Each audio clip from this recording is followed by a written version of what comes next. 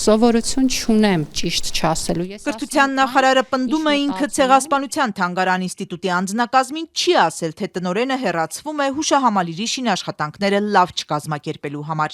Ես նման բան չեմ ասել։ Դե մեզ ասում են, որ դա շինարարության հետ կապված խնդիր է, բայց ինձ անլուրջ է, որտեղ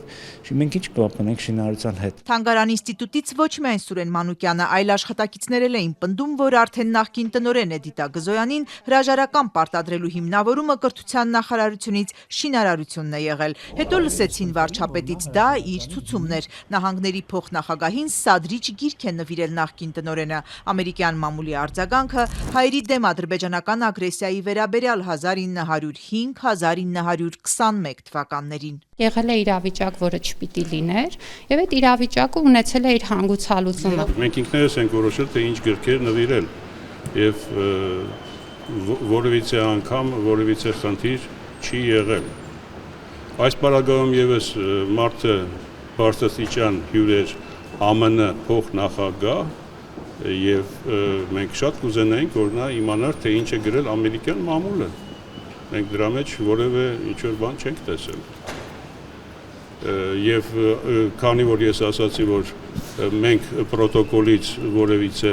դիտարկում, դիտողություն չենք ստացել, մենք շարունակել ենք վարվել այնպես, ինչպես նախկինում։ Թանգարան ինստիտուտի Արցախի, Նախիջևանի ու Ադրբեջանի հայաբնակ շրջաններում հայության բռնաճնշումների ուսումնասիրության բաժնի ղեկավարը ընդգծում է, վեց ամուսինների այցից առաջ կառավարական արարողակարգից իրենց ոչինչ չի ասվել։ Ժաննա Անդրեասյանն ինչ կասի։ Ես իրավասու չեմ պատասխանել։ Գիտական հաստատությունը տնօրենի ժամանակավոր պաշտոնակատար ունի Դիվանագետ Թաշչյանը, բայց անձնակազմը Գզոյանի հեռացման ու դրա հիմնավորումների հետ հաշ չէ ու 3 կրթության նախարարի հետ հանդիպման էին եկել, մի մասը պատասխաններ ստանալու հույսով։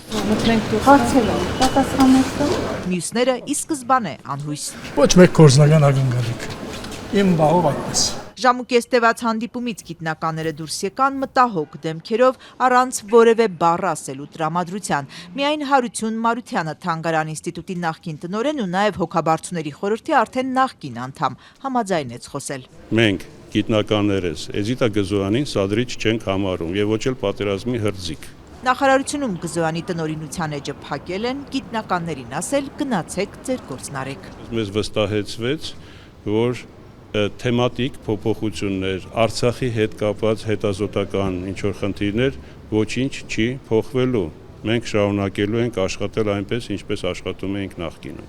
Մենք շարունակելու ենք գրել եւ Սումգայիթի մասին, եւ Կիրովաբադի, եւ Բաքվի ջարդերի մասին։ Մենք շարունակելու ենք մեր գործը որպես հետազոտողներ։ Մարությանը հույս ունի, որ երբ վարչապետը հայտարարում է, որ Արցախի էջը փակված է, դա չի նշանակում, որ Արցախի մասին հետազոտությունների էջն էլ է փակված։ Թանգարան ինստիտուտի գործառույթը սակայն միայն հետազոտելը չէ, նաև կատարված աշխատանքը ներկայացնել, ցուցադրել, հանրահռչակել ու այդ աշխատանքն օրինակ օտարերկրյա բարձրաստիճան հյուրին նվիրելն է։ Այստեղ Մարությանը հիշեցնում է, որ ժամանակավոր պաշտոնակատարը քաղաքագետ Դիվանագետ է։ Ինքը թող կողմնորոշվի, թե ում ինչ նվիրել։ Միջազգային տարբեր համալսարաններից հայտնի ցեղասպանագետներ հայտարարություն էին տարածել, տեղի ունեցածը համարել քաղաքական միջամտություն, սարսափելի ազդակ, որ ճշմարտացի հիշողությունը զոհաբերվում է ըստ դիվանագիտական հարմարության։ Հայտարարությանը շարունակում են միանալ ականավոր գիտնականներ, արդեն 35-ն են, ասում է Պետրոս Տեր-Մաթոսյանը, Նեբրասկա Լինքոլնի համալսարանի պրոֆեսոր։ Դոկտոր Էդիտա Գզոյանին կորձեն դուրս անելը անարդար կնկատեն եւ գխախտեն բոլոր սկզբունքները ասենք, ակադեմիական սկզբունքները եւ շատ լուրջ մտահոգություն սրանք կհայտնեն պատահածին։ Պրոֆեսոր Տեր-Մաթոսյանն ընդգծում է, ոչ մի հույսեր չունեին, թե կառավարությունն իրենց նամակը հաշվի կառնի ու կվերադարձնի Գզոյանին, բայց ասում է, որպես պատմաբաններ իրենց պարտքն էր ահազանգել Արցախի էթնիկ զտման ժխտողականության դեմ։ Ըստ պրոֆեսորի Գզոյանին գրքի համար հեռացնելը միայն ակադեմիական գործին միջամտել չէ, վստահ է Արցախի էջը նաև գիտնականների համար են ուզում փակել։ Պատահածը արցախցիներու էթնիկ զդում էր, էթնիկ զդում եւ մշակութային ցեղասպանություն, էթնիկ զդում եւ մշակութային ցեղասպանություն եւ իրավունքն է պատմապաններու, ցեղասպանակետներու, որ ուսումնասիրեն այս երևույթը եւ հասկանան, թե ինչու եղավ եւ ինչ են հետևանքները այս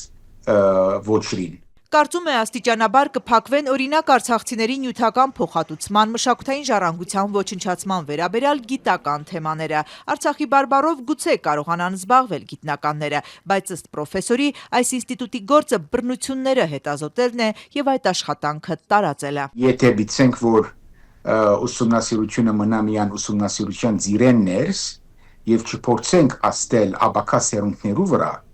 քաղաքականություն գերդողներու վրա, ասել է թե մենք մեր կորձը լավ չարեցինք։ Պետրոս Տեր-Մաթոսյանը վստահ է ցեղասպանագետների աշխատանքը պիտի քաղաքականության մաս կազմի, որպեսզի այն դառնա ազդեցիկ։ Այս է մեր կորձը, փորձել մագի վրա աստել, փորձել դարբեր միջազգային մարմիններու վրա աստել, որբեսի կանխարգելել աբակայի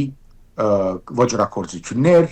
ցեղասպանություններ եւ էթնիկ զտումներ։ Կառավարությունը հետազոտական թեմաների սահմանափակումների մասին ոչինչ դեռ չի հայտարարել, բայց պրոֆեսորը մտահոգություն ու մի առաջարկ ունի Հայաստանում ստեղծել անկախ ցեղասպանագիտության ինստիտուտ, որպեսզի այդտեղ հետազոտվեն կառավարության քաղաքական օրակարգից դուրս հրավիրված թեմաները։